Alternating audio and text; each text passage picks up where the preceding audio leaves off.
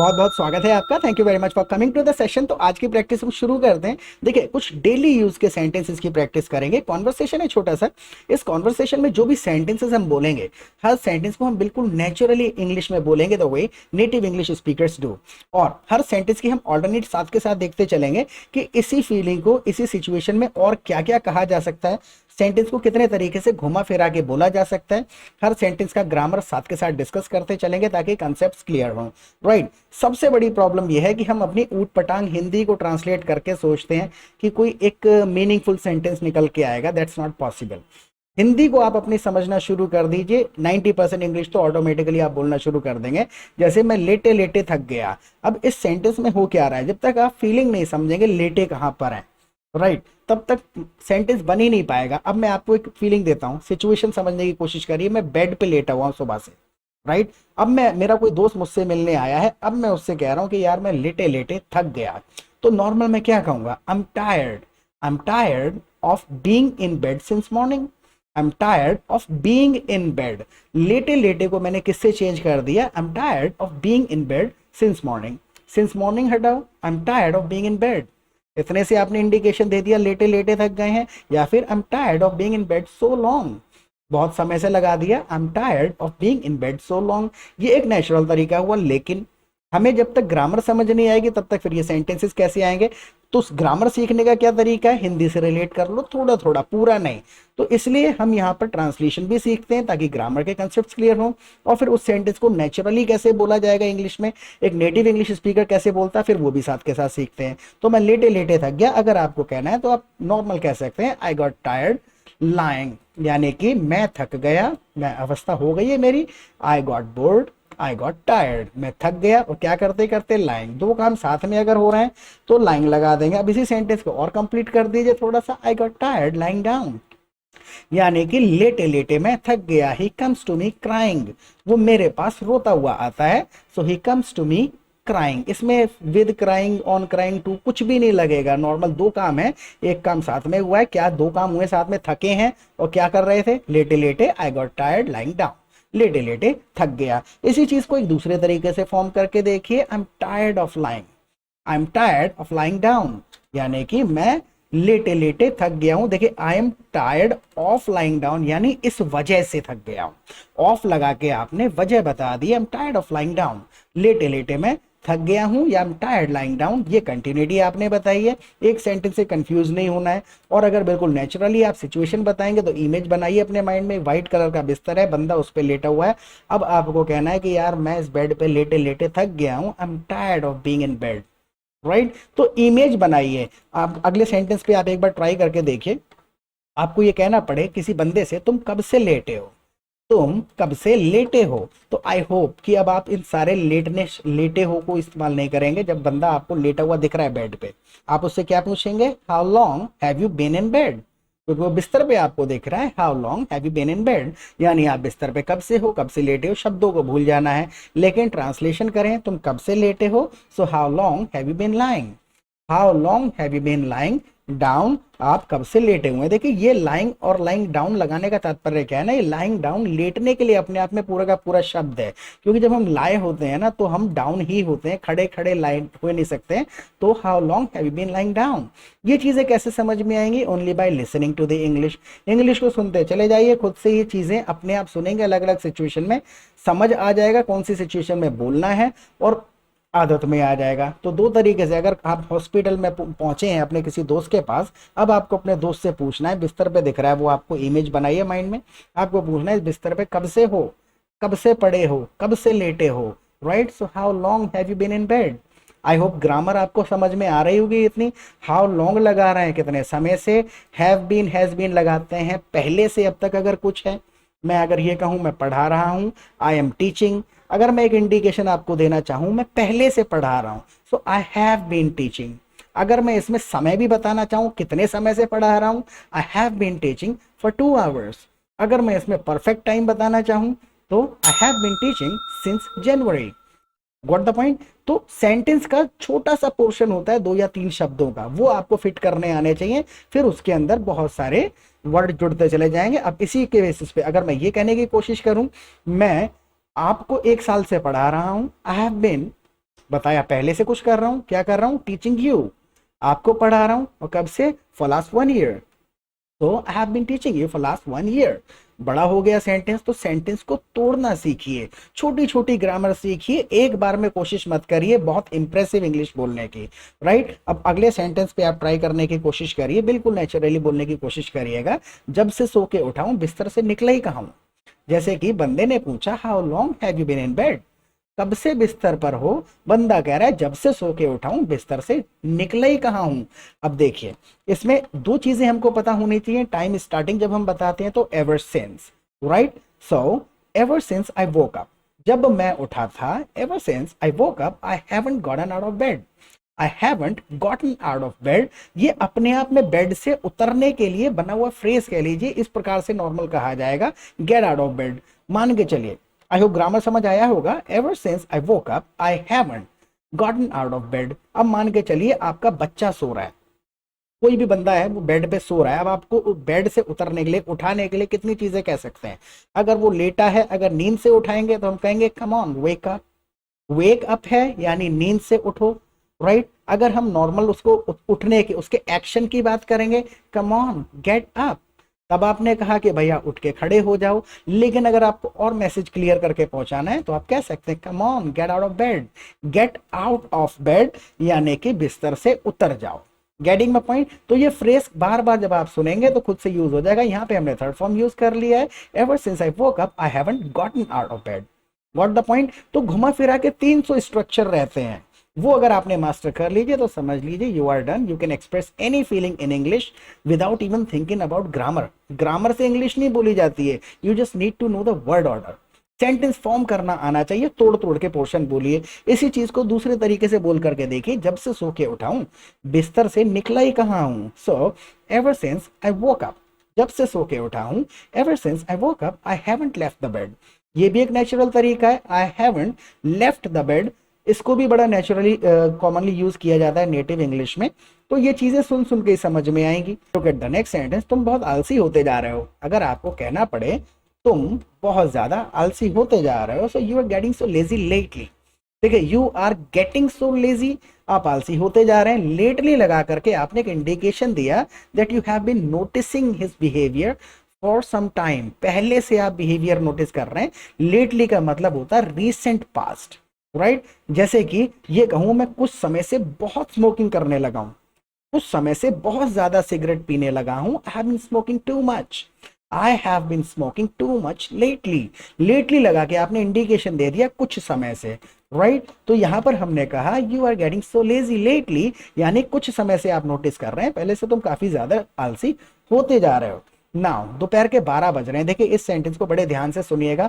Maximum लोग इसको गलती कर देते हैं, because we always try to translate Hindi sentences into English in the same word order and we end up making this kind of small grammatical mistakes. बिल्कुल भी गलती नहीं करनी है। देखिए, अगर आप हमारे चैनल पे पहली बार आए हैं तो प्लीज चैनल को सब्सक्राइब कर लीजिएगा, और दूसरा, आप हमारी लाइव क्लासेस भी अटेंड कर सकते हैं। लाइव क्लासेस के दो फायदे होंगे। सबसे पहले हम आपको अपने प्रैक्टिस ग्रुप में ज्वाइन कर लेंगे, जहां पे आप दूसरे पार्टिसिपेंट्स के साथ रियल सिचुएशन में प्रैक्टिस कर पाएंगे, बातचीत कर पाएंगे, which is most important part of learning. अगर आप प्रैक्टिस नहीं करेंगे तो भूल जाएंगे, 2 घंटे बाद सब भूल जाएंगे। 200-300 पार्टिसिपेंट्स होते हैं हमारे ग्रुप में। पूरा दिन रैंडम टॉपिक्स पे कॉन्वर्सेशन चलती रहते हैं, सेंटेंसेस डिस्कस होते रहते हैं। तो जब आप कॉन्वर्सेशन में पार्टिसिपेट करेंगे तो आपको पता चलेगा एक सिचुएशन में सेंटेंस क्या क्या कहे जाने हैं, क्या बातें कही जा सकती हैं, और उन बातों को कहने के लिए सेंटेंस को कितने तरीके से घुमा फिरा के फॉर्म किया जा सकता है। सुनना पड़ता है इंग्लिश को बहुत ज्यादा, तो यहाँ पे आपको एटमॉस्फेयर मिल जाएगा, प्रैक्टिस पार्टनर्स मिल जाएंगे जिनके साथ आप अनलिमिटेड प्रैक्टिस कर सकते हैं। चैटिंग करिए, फोन पे बात करिए।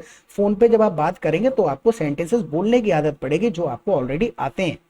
होता क्या है, जब बोलने की बारी आती है तो माइंड में रह जाता है, जुबान पे नहीं आता, just because you are not into the habit of speaking sentences.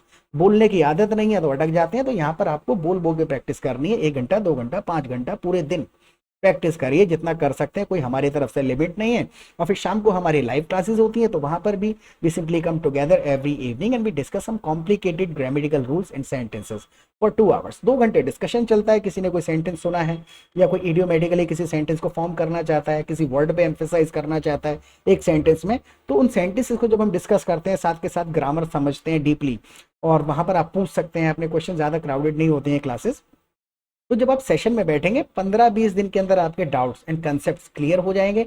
Sentences को आदत में डालने के लिए 1 महीने से ज़्यादा नहीं लगना चाहिए फ्लुएंसी अचीव करने के लिए, अगर आप आधा घंटा 1 घंटा रोजाना प्रैक्टिस को देते हैं, बात करते हैं तो।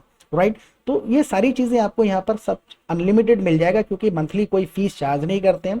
एक बार छोटा सा रजिस्ट्रेशन अमाउंट आपको देना है, उसके बाद जब तक आप फ्लुएंटली इंग्लिश नहीं बोलना शुरू कर देते तब तक हम आपको नहीं छोड़ेंगे। आप हमारे ग्रुप में भी रहेंगे, अनलिमिटेड क्लासेस अटेंड कर सकते हैं जब तक एक छोटे से छोटा डाउट आपके मन से निकल नहीं जाता। राइट, तो लाइव क्लासेस में आइएगा, मोस्ट वेलकम है आपका। And let's get back to it now. तो दोपहर के अगर 12 बज रहे हैं, देखिए बताने का समय क्या है, दोपहर अपने आप में एक स्पेसिफिक टाइम होता है, सो इट्स ऑलरेडी नोन। देखिए यहाँ पे 12 नून कहना हमें अच्छा नहीं लगा, लेकिन कह देते हैं इट्स ऑलरेडी 12 नून कहा जा सकता है। लेकिन अगर आप इतना भी कहें इट्स ऑलरेडी नून, तो इसका मतलब आपने बताया यही है कि दोपहर के 12 बज रहे हैं। अगर 12 बज के 1 मिनट भी हो गया तो फिर अलग हो जाएगा। इट्स ऑलरेडी नून मतलब 12 बज रहे हैं and you are still sleeping, तुम अभी भी सो रहे हो। या फिर it's already noon and you are still in bed, तुम अभी भी लेटे हुए हो। Getting my point? घुमा फिरा के फिर आते रहेंगे सेंटेंसेस, एक बार सुना अगली बार में याद हो जाएगा। अब अगर मुझे ये कहना पड़े कि दोपहर का 1 बज गया, दोपहर का 12 का तो पता चला इट्स ऑलरेडी नून।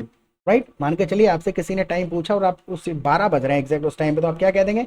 आपको कहने की जरूरत नहीं है it's 12 o'clock in the afternoon, गलत हो जाएगा। आप नॉर्मल कह दीजिए इट्स नून, तो सामने वाला समझ गया 12 बज रहे हैं। अगर 1 बज रहा है तो आप कहेंगे it's 1 in the afternoon, it's 1 PM कह दीजिए, या फिर कह दीजिए it's 1 in the afternoon and you are still in bed, तुम अब भी लेटे हुए हो।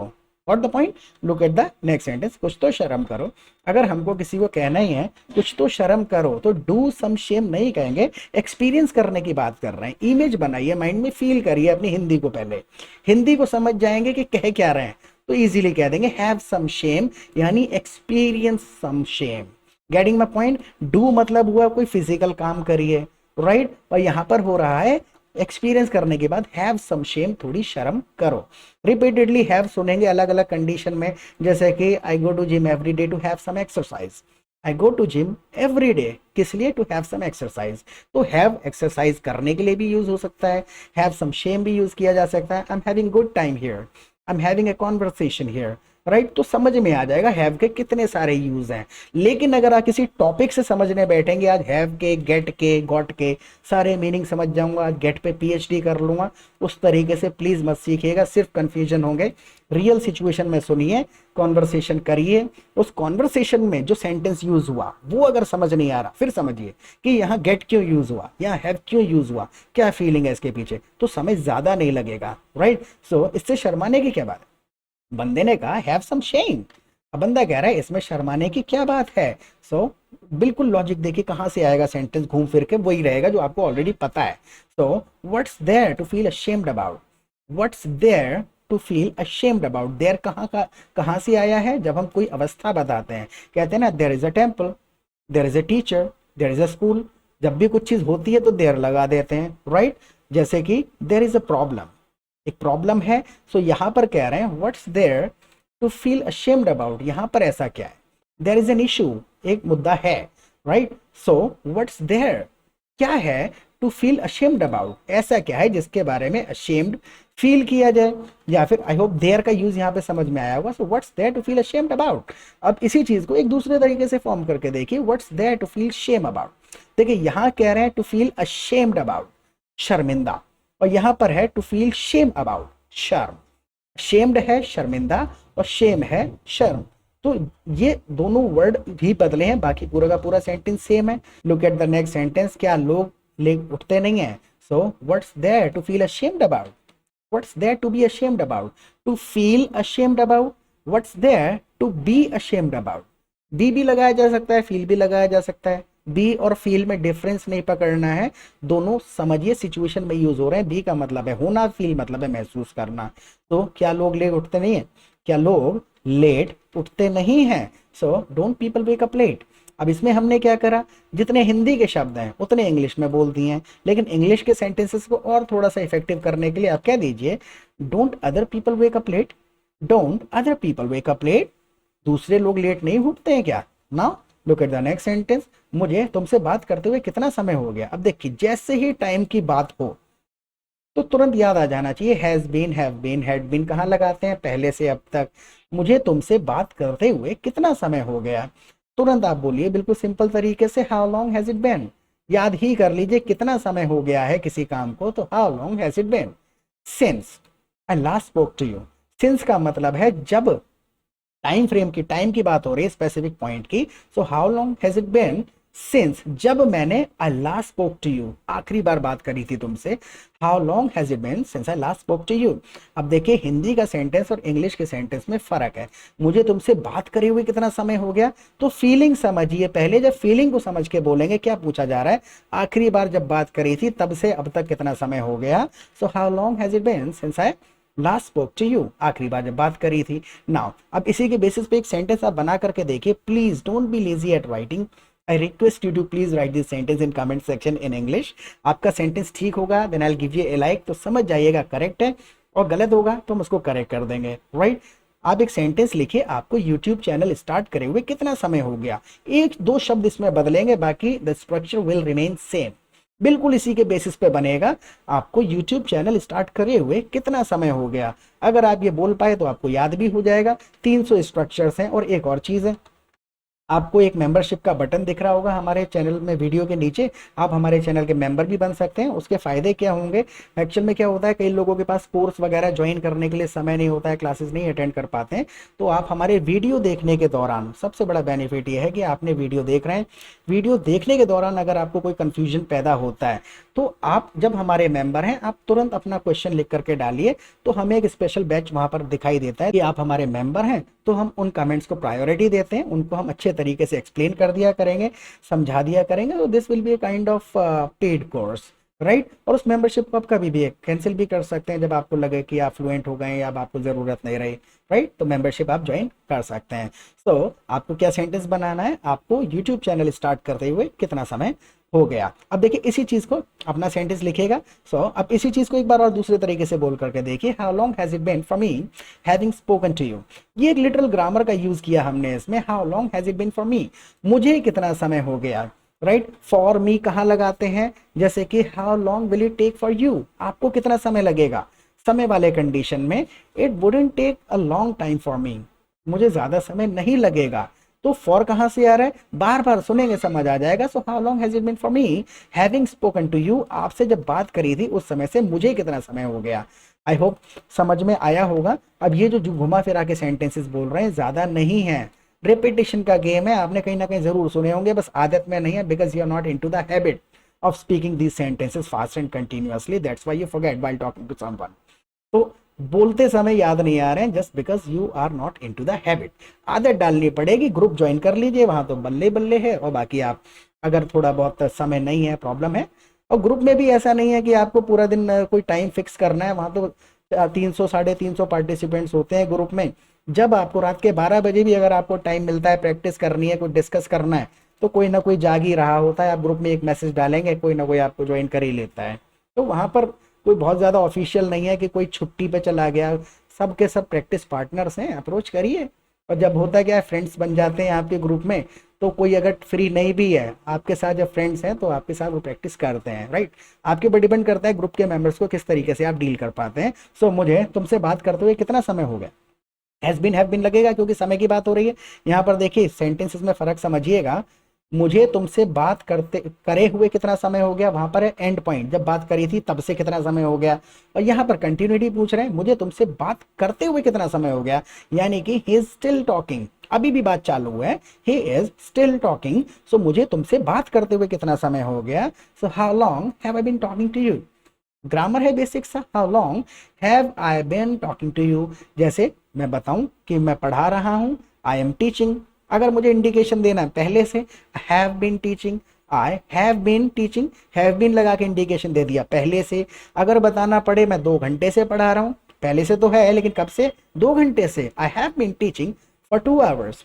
अगर इसमें मुझे एक शब्द और जोड़ना पड़े, मैं 2 घंटे से इंग्लिश पढ़ा रहा हूं, I have been teaching English for 2 hours. तो होता क्या है, एक बेसिक सेंटेंस जब आपको छोटा पोर्शन बोलना आ गया, धीरे धीरे उसमें वर्ड्स जुड़ते चले जाते हैं। 300 करीबन स्ट्रक्चर रहते हैं, उससे ज्यादा मुझे नहीं मिले, मैं तो बोर हो गया हूँ।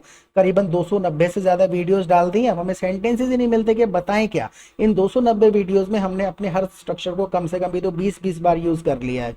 आप मेरा चैलेंज समझिए, मुझे रोज कुछ नया लाऊंगा तो मुझे ज्यादा अच्छा रहेगा, लोग इंटरेस्ट लेंगे, गेटिंग माय पॉइंट। लेकिन है ही नहीं कुछ बताने का ज्यादा। All you need is to develop the habit of speaking sentences. आदत डालनी है, खुद से आप रियलाइज करेंगे कि अब आ गई। मुझे तुमसे बात करते हुए कितना समय हो गया? How long have I been talking to you, क्योंकि ये क्वेश्चन है। How long have I been friends with you. अगर मैं किसी से पूछूं, मैं आपका दोस्त कितने समय से हूं, how long have I been friends with you, इसके अंदर मैंने एक सेंटेंस को क्यों इंक्लूड करा है? देखिए, यहाँ पर हम भले एक सिंगल बंदे की बात कर रहे हैं, how long have I been friend with you होना चाहिए, because I am talking about single person, right? मैं खुद की बात कर रहा हूँ, how long have I been friend with you. लेकिन लॉजिक कहाँ से आ रहा है? कुछ एक चीजें होती हैं जो केवल कपल में ही हो सकती हैं, फ्रेंड अकेला कभी नहीं हो सकता, दूसरा व्यक्ति चाहिए ही चाहिए। तो फ्रेंड्स, सिजर्स, शूज, ग्लासेस, याद आया? तो जो चीज पेयर में होती है वो उसके साथ हम एस लगा देते हैं। तो how long have I been friends with you, ये वहां से निकल के आया है लॉजिक। तो कहने का तात्पर्य क्या है कि घूम फिर के रूल्स लॉजिक वही रहते हैं, बस यूज करने की आदत डालनी है।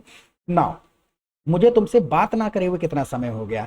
मुझे तुमसे बात ना करे हुए कितना समय हो गया? टेक्निकली अगर ट्रांसलेट करें तो आप कह सकते हैं, how long has it been since I haven't spoken to you. Technically ये सेंटेंस बोला जा सकता है, how long has it been since I haven't spoken to you. लेकिन ये इंग्लिश में बड़ा ऑकवर्ड साउंड करेगा, क्योंकि इसमें 2 बार नेगेटिविटी हमने यूज कर ली है। नॉर्मल पूछ हम यही रहे हैं, how long has it been since I last spoke to you, जब आखिरी बार बात। तो होता क्या है, देखिए, ट्रांसलेशन अगर कर पा रहे हैं तो बहुत अच्छी बात है, लेकिन हर सेंटेंस का ट्रांसलेशन नहीं है, इसलिए हम अटक जाते हैं। तो आपको स्टार्टिंग में आदत क्या डालनी है? अगर ट्रांसलेट हो भी रहा है तब भी मत करिए, स्टार्टिंग में आदत डालिए कि सिचुएशन, जो फीलिंग है, घुमा फिरा करके 10 सेंटेंसेस बोल के मैसेज पहुंच जाए मेरा। जब मैसेज पहुंचाने के लिए 10 सेंटेंसेस बोलेंगे तो 10 स्ट्रक्चर्स आदत में आएंगे। जब स्ट्रक्चर्स आदत में आ जाएंगे तो ऑटोमेटिकली फ्लुएंसी आ जाएगी, सेंटेंसेस इफेक्टिव साउंड करेंगे और नेचुरली बोलना शुरू कर देंगे। सेंटेंसेस छोटे होते चले जाएंगे, जैसे अंग्रेजों के होते हैं या फिर फ्लुएंट इंग्लिश स्पीकर्स के होते हैं, राइट? स्टार्टिंग में इंप्रेसिव इंग्लिश बोलने की कोशिश मत करिए, just try to convey your message in English, right?